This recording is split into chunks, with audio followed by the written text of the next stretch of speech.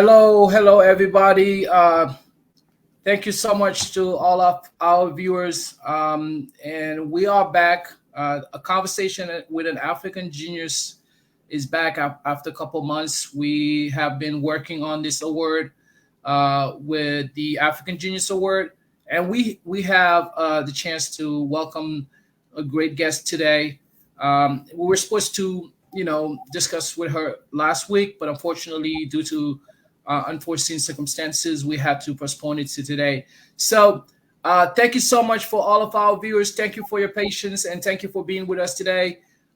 Share the video, like it, and then just continue supporting us. Thank you so much. So, our guest today is Dr. Galalu Sandrine Mubenga. Dr. Mubenga is from DRC Congo. She's an engineer, founder of STEM DRC Initiative. She's also a Congolese government official in charge of, energy initiatives. She's an assistant professor from the University of Toledo in Ohio, which actually is not too far from where I am right now. So I was telling to Professor, it's a great honor for me to have her today as an Ohioan. So there's so much to say. There's so many honors she won throughout her career and her life. Maybe some of them will be discussed today. But the reason why we have her today is because she won, she's part of the winner of the African Genius Award, and she won actually the Outstanding African Achiever 2022, which is a great achievement. And congratulations, Dr. Mubenga. First of all, we want to give you the opportunity to say hello to all our viewers. How are you today? I'm doing good. Hello, everybody. It's such a pleasure to be with you today. And I want to say thank you so much for the African Genius Award. This is the medal I received.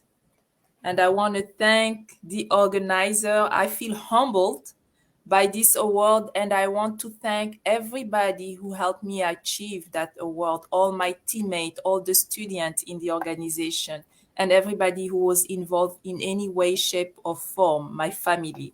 So thank you so much for this award.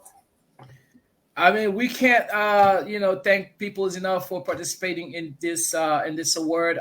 The AGA were created by Plus 94 Research and Priority Performance, just as a reminder, and the University of Pretoria in South Africa. And according to Dr. Sifiso Falala, one of the founder of this amazing award, is for any individual who possess unique characteristics and skills and that has used them to address challenges or to impact African society in ways that are uplifting, transformative, and build the esteem of African, and that inspired them to make significant contribution to the continent and its country's development in different ways. And that's what Dr. Mubenga has been doing all along. So my first question is, how do you feel? I know you just kind of touched a little bit about it, but how do you feel about this award and what does it mean for you? To me, I feel extremely honored to receive this award. What does it mean to me is that there is a lot of hope in Africa. The African youth is aspiring to better tomorrows. And by honoring me with this award, it shows that it's important to promote science, technology, engineering, and math, and that it resonates with the youth. We want to be able to have the knowledge so that we can solve our own problems. And that's what it means to me, receiving this prestigious award. And that's why I really thank everybody who has helped me along the way to be where we are today as a group. And I want to say a big thank you to the University of Pretoria for reaching out throughout the continent, not just staying in South Africa, but reaching out throughout the continent, including French-speaking countries, because most of the time we are left out. So I feel very blessed and honored. And I want also to congratulate all the other award winners. And I was so humbled to be listed on the same list as PLO Lumumba. I mean, so many of them. And the professor from Nigeria, his name is not even to be mentioned anymore. So I thank you. And I think such initiatives have to be encouraged to present different role models for the African youth in general. So once again, that's what I think of the award. It's a great initiative, and I really encourage it. Thank you so much, I mean, for these kind words. And we thank you too. I mean, and that's, that's so humble of you with everything that you have done for the continents. I want to know, like, what is your motivations? What motivates you when you wake up and when you do what you are doing for the continent? What motivates you the most? That's a great question. So I'm originally from the Democratic Republic of the Congo, and basically when I was growing up, I almost died because I was living in a rural area when I was 17, and there was no water or no electricity. There was no electricity, no running water where I was living. And when I got very sick, I almost died because the general hospital did not have any fuel to start the power generator to do the Wow. surgery on me. So that those 3 days when I was between life and death, it made me realize how important electricity was.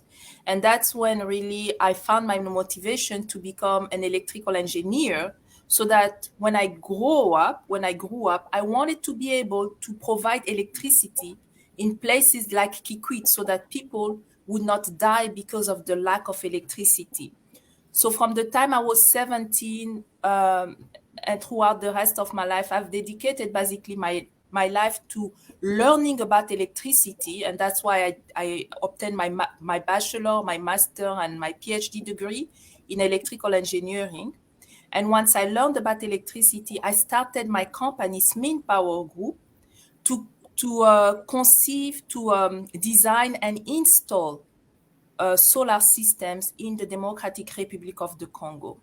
So that's basically how my life has been. So in 2013, we opened the door in Kinshasa.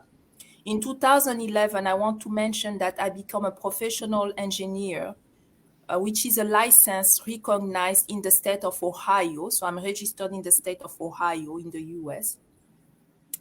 And after I opened my company in 2013 and we started designing and installing solar system in the DRC, in 2017, I was appointed as a member of the board of directors of the Société Nationale d'Électricité, which is the main electric utility company in the DRC. In 2018, I became a professor at the University of Toledo teaching electrical engineering technology.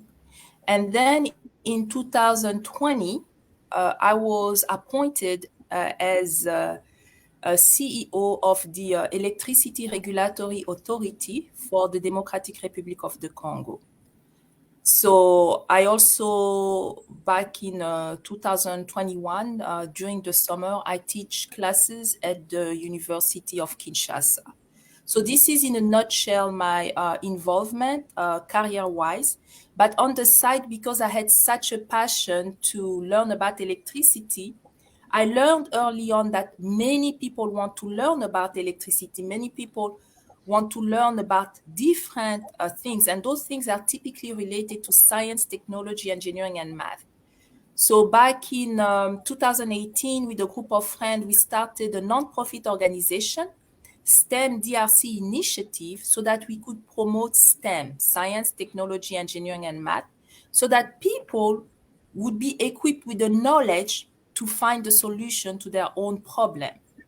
So that's when we started STEM DRC Initiative. And what we are doing, we give scholarship to students who want to learn about STEM in the Democratic Republic of the Congo. So we want to focus on those students that are in the Congo, don't have the means to go to school, and we give them scholarships. So far we gave about almost close to 160 scholarship we gave Wow. out to students. So that's in a nutshell my path. I mean, that's a great curriculum. I mean, you guys are saying, you know, the whole thing come from a diagnosis, from a personal experience, and the will to change the situation on the ground, not to run away from it, but to go learn and come back and bring solution. That's so great from you, doctor. And I also want to know, like, is there anything that's kind of like, doesn't motivate you in the continent? What do you feel like it's pulling you down when you want to do things in the continents? Is there anything that's stopping you? There are challenges, like everywhere else. There are challenges. I think I would say the most difficult part is the administration is very slow to move, because not everything is digitalized. So we still have to send many of the documents through snail mail. Wow. And I've been pushing for digitalization, but until there are laws to allow such digitalization, it's just a very slow process in general. So we always have to find ways to speed up the process in everything we do. So I think that's probably the main issue I'm facing there. We are facing the slow administration that's not digitalized yet. So we hope it will be digitized soon enough. There are many initiatives in the process. That's great. I mean, hopefully, with people like you and many more people coming back to the continent, and then the access to energy, because all this needs to be fueled by some type of energy, we will definitely maybe get to that as soon as possible. And my next question is, what is the energy situation in DRC or in the continent in general? Like, we have the sun, we have so much sun in the continent. We have rivers. Last time I was in Congo, there was like that river that was running so fast. I was like, wow. But still a lot of problems, with people not having access to energy. Like, what is the situation from a professional like you in the continent in terms of energy access? I think in terms of energy access, we have a long ways to go as a continent. We are all aware of that. Um, when you look at the problem of energy is not only technical a technology issue. That is the problem. It has to do a lot with politics. And basically, there's something I like to say is whoever controls your energy controls your security. That's true. So we do have, like you mentioned, we do have the resources. We have the natural resources. We have the renewable resources. We have, like you mentioned, Congo River is the second in the world after Amazon River in terms of flow of water. It's the second biggest in the world. We have a potential in the Congo itself, without talking about the entire African continent. In the Democratic Republic of the Congo itself, the potential for hydroelectricity amounts to 100 gigawatts. That means 100,000 megawatts. And the potential for solar energy amounts to 70 gigawatts. Okay, so we have a huge potential. We have a young population, and the market is there. Now we have to put everything together, meaning we have to make the sector attractive enough for investors and make it secure also politically. So you have many ingredients that come into place before the electrical infrastructure can really take place, like the program can really take place. So that's what we are working on in the DRC. And I mean, hopefully we'll get enough smart people to be able to run this process and then just put it together. I feel like, according to what you said, we need to set the basis and then just kind of start from that and just kind of move up in order to help the continent get access to energy sufficiently. With everything we hear about the continent, we have gas, oil, everything. But it's sad to see that a lot of people still don't have access to energy. I watched like a couple years ago, Akon having some type of initiative trying to help some villages have access to energy, and then there are other initiatives. But hopefully, we'll get to a bigger plan, a more organized plan. And you working for the government, how are things going with the coordination of your activity with the government, with teaching? Like, how do you manage to do all that? And then plus you're a mother and all that. How do you do that? Those are great questions. Something I wanted to mention before I answer that question, I wanted to give you some numbers because we like numbers, right? Okay. So, like in the Congo right now, the access to electricity is less than 20%. Okay, Wow. so less than one Congolese out of five has access to electricity, and most of it is in cities, in Okay. urban areas. But in a rural area, it goes really down. So that's in general. So what we've done so far with the authority de regulation, we've actually put in place different processes to be able to invest in the electricity sector. And since we've been in place, it's been barely 2 years. Hmm. We've basically processed the application files that will add different projects that will add about 3,200 megawatts in the DRC. So that's basically to triple the available electricity we have today. So that's some of the processes we've put in place. Something else we've put in place, we've started to ensure the protection of consumers. Before we were put in that position, if a consumer had a complaint against an operator, they had nowhere to go. It was them against the operator, but now they can come to us. So we ensure the protection of consumers' right and operator right. So that's something new also. Okay. And in the terms of regional, because you are talking about Africa, yes, if we can share the electricity, yes, that will be beneficial to many countries. So the position of the DRC is such that we are part of the East African Power Pool, the South African Power Pool, and then the Central African Power Pool. So as a result, we've become member of the area, which is the Association of Regulators of East Africa. We've become a member of RAERESA, which is the Association of Regulators from Southern and Eastern Africa, and we are a member of the power pool for Central Africa.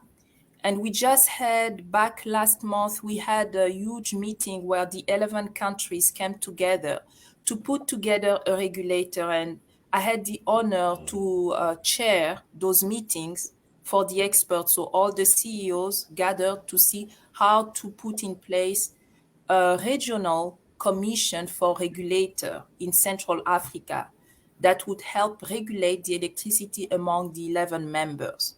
So we presided that conference, that workshop of experts, and we also because once you create such a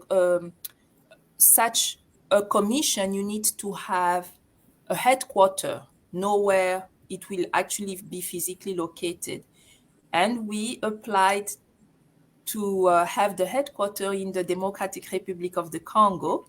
Okay. For different reasons. So now we are waiting for the president. That decision was accepted among the experts, and then that decision was accepted among the minister of energy of those 11 member countries, and it has been presented to the presidents of the 11 countries who accepted the candidacy of the DRC. Now we are waiting for the vote, the official vote that will happen in the next couple of months to elect the headquarters for the COREAC, the Commission Régionale des Régulateurs d'Afrique Centrale, COREAC. Okay. I mean, So that sounds like a plan in the making, and with everything we hear about DRC, it is said to be one of the richest or the wealthiest country in the world in terms of natural resources. I mean, it would just be justice if you guys host the headquarters and impulse this dynamic. We will definitely be happy that you. I mean, someone like you leading this type of initiative, and that's also one of the reasons why you are recognized as an African achiever. So I'm just gonna kind of move forward to with the next questions. I know I asked you about how you manage to deal with all those type of things, like to kind of multitask while being a mom and all that. Maybe we'll come back to that question. But my next question is like, you know, you had a difficult a difficult experience with energy access in Africa, and as a young African, you managed to overcome that challenge by bringing in solutions on the table and being part of the actors. Not nowadays, making sure Africa, become maybe self-reliant in terms of energy. What do you say to this? The young African all around the world watching you today, needing some type of inspiration, being discouraged by what's going on in the continent, whether it's political, whatever. What do you say to them? What is your message to those Africans, young men, women, old people, any African? My message to them is be the change you want to see. Learn as much as you can so that you can help solve the problem. You have the solution to the problem. You are the solution to the problem. So learn, get the knowledge, and then start working. You have to go and start working, start doing something. Like Martin Luther King always said, if you can't run, walk. If you can't walk, crawl. By all means, keep moving. And that's kind of the same spirit I have. Just keep moving. Don't be discouraged. And you can do it. I trust there's a lot of hope. Many positive things I see among the students I teach, among the students we mentor through STEM DRC initiative. There's a lot of good things that are happening. So, keep working on making things better for the community. That's my message. I hope the message went all over the globe. You guys heard. Keep working. Don't stop. Keep pushing. The solution is maybe at the end. The light is at the end of the tunnel. And we, just to remind, our guest today is Professor Sandrine Mubenga. Google her, check her out on Wikipedia. You see so many great things that she has done. Like this show will not be sufficient to discuss everything that she's doing currently. I've seen some initiatives in terms of renewable energy, vehicles that are using renewable energy. I've seen great things that you're doing, and I definitely want people to go and do their homeworks and just research a little bit more about you. But they can also reach out to you maybe on LinkedIn. You have LinkedIn. I've seen that, and also STEM DRC initiative. Offering opportunities to young Africans in DRC. That's also another way to get in touch with Dr. Mubenga.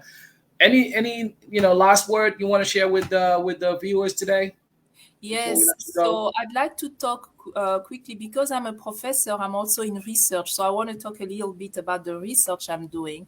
Okay. So when I was doing my master thesis, I developed an electric vehicle that could run using hydrogen. So I made a system so it became hybrid. And then I also developed that car that could run using hydrogen. I also developed a hydrogen generating station. So it was if you a don't station. mind, Yes. for people who are not scientifically kind of educated, like what is hydrogen? Like, can you just kind of break it down? Yeah, Sure, that way. sure. Let me break it down. Yes. So one of the biggest issue we have, the big global issue we have today is climate change. So in terms of climate change, many of the processes we do today release pollution, So if you want to reduce those greenhouse gases in the transportation sector, the solution is to go with electric vehicle. So the problem with electric vehicle is that they don't run for a long amount of time. You have the battery that's limited. So one of the solution I created a system that is a hybrid electric vehicle, so that I added a fuel cell that's basically going to use hydrogen. Hydrogen is a gas that we have. That's the most abundant element in the universe. So I'm talking beyond the planet Earth. I'm talking the universe. So if you can capture the energy that is collected in the hydrogen, we basically have a renewable source of energy, if you want. So, or an infinite source of energy. So I was interested in harnessing the power from hydrogen. So basically, I added a fuel cell to an electric vehicle, made it hybrid so that it could run using hydrogen. What's interesting is when you use a fuel cell, when that hydrogen vehicle runs, it uses hydrogen and takes the oxygen from the air around us, and by combining it, it's going to produce electricity for your car and then Wow. water. So the only byproduct at the end of this process is water. So that was the novelty of that hybrid electric vehicle I made. Then I created a station that could generate hydrogen, but it had to be clean hydrogen. So you don't want to use pollution to create hydrogen in that case. We wanted to have hydrogen economy, something clean. So I used solar power to power a machine that we call an electrolyzer. It's a machine that basically takes water, in chemistry, water is H2O, and it's basically going to decompose water in hydrogen and oxygen. So I would take that hydrogen and pump it into the car, and then I did not use that oxygen. So that was kind of the system back in 2008 that was my research for master thesis. So Wow. while I was doing that research, I noticed that the also was the battery. So then my next step was to focus on creating a better battery management system so the battery could last longer. So nowadays, the battery of choice is the lithium-ion battery because it has the highest energy density, meaning a small volume of lithium-ion battery can contain a large quantity of electricity. So the only problem is you have an issue with battery. If you notice, even on your cell phone, the battery don't last long. Yes. They don't last long because there's an issue called the weak cell issue. And that issue makes your battery, your battery looks like a pack of chewing gum. Well, you have many chewing gum.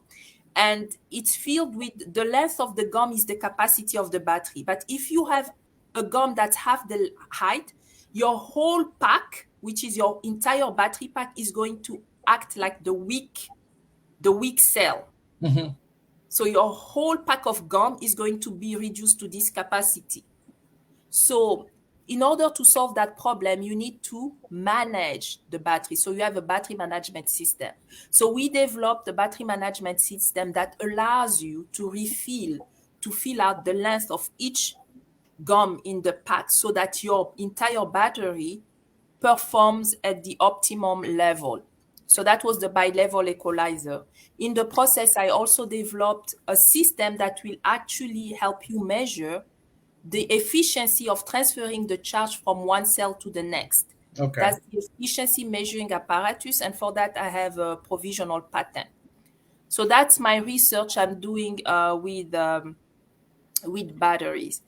And then since you were asking about the last words, how do I do to combine those work and teaching at the University of Toledo, teaching at the University of Kinshasa, etc., is because I'm upfront.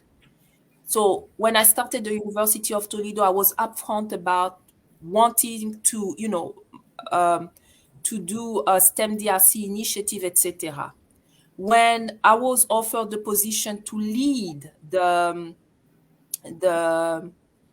Autorité de Régulation, I was upfront with the leaders, and I told them, you know what, I'm a professor, so that means I have to be able to go back and teach. Yes. And they were okay with that. Same thing for the University of Kinshasa. When they approached me to teach, I said, you know what, it's a great idea, but I can only do that once I fulfilled my duty as a professor at the University of Toledo, as a director of the Electricity Regulatory Authority. That's when I can fulfill my duties with the University of Kinshasa, and they were okay with that. So I'm just upfront from the beginning. And it's the same thing. It's the same thing with my marriage. I'm upfront with my husband. We are partners. We work together. I always communicate with him first, and we agree on things. So that's how I make it work professionally in terms of research and then in my marriage. And I do have 3 kids. We are Thank you married. so much. I mean, it was also a transition, like with that science class. I would call it a science class because I've learned so much, and this is so like forward in terms of thinking and in terms of science. Because what we know in in a big media, what we know is Elon Musk. We hear about those people. They created a electric car, but what you're talking about is no longer. We're not talking about an electric car. We're not talking about hybrid gas and electricity. We're talking about hybrid, hybrid hydrogen and hybrid, like hybrid on another level, and that's definitely amazing. That's mind blowing right now. My mind is like kind of going everywhere. I'm so happy and so excited to have a African sister, coming up with all those great ideas. Hopefully, you will go at the end of your research and be able to. I know it's already protected since you said it, and as a professional in terms of science, I'm definitely sure you have everything protected, and hopefully one day we'll have a hybrid hydrogen car created by an African. That will be an honor and a pleasure. And what else to say? Thank you so much for your time. Thank you for your generosity in terms of knowledge sharing today, and and continue inspiring the continent and young African like us.